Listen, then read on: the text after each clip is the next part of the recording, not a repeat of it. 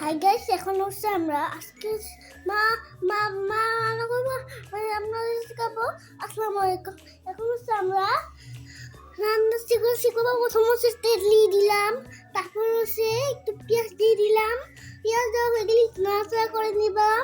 তারপর একটু 3-5 মিনিট দিলাম। মরিচগুলো কেটে দিয়ে দিলাম। তারপর হচ্ছে আমরা একটু ধনিয়া পাতা দিয়ে দিলাম। তারপর হচ্ছে আমরা কিছু দাঁড়ি না, কিন্তু এখন আমরা ডাল করে নিলাম।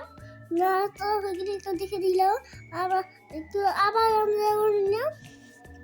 তারপর আমরা হচ্ছে একটু মরিচ দিয়ে দেবো, নাড়াচাড়া করে দেবো। নাড়াচাড়া হয়ে গেলে আমরা একটু হচ্ছে লাল শাক দিয়ে দিব। লাল শাক দেওয়া হয়ে গেলে আবার নাড়াচাড়া করে দিব, ঢাকনা দিয়ে দিব। তারপর একটু তেল দিয়ে নিব, তারপর পেঁয়াজ দিয়ে দিব, তারপর একটু চিংড়ি মাছ দিয়ে দিব, আমার ফেভারিট। তারপর একটু দিয়ে দিব।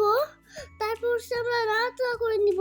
নাড়াচাড়া হয়ে গেলে আমরা একটু রেখে দিব আর আবার নাড়াচাড়া করে দিব। তারপর নাড়াচাড়া হয়ে গেলে তারপর আমরা আবার একটু নাড়াচাড়া করবো, একটু শাক দিয়ে দিব, গ্রিন শাক। তারপর আমরা একটু নাড়াচাড়া করে নিব।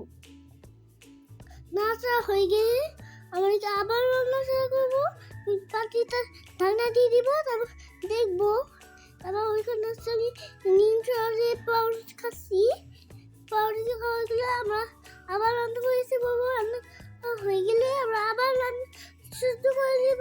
তারপর রান্না করা হয়ে গেলে আবার লাল শাকটা দেখে নিই। লাল শাক দেওয়া হয়ে গেলে আমরা আবার গ্রিন শাকটা ঢেলে নিব বাটিতে। গ্রিন শাকটা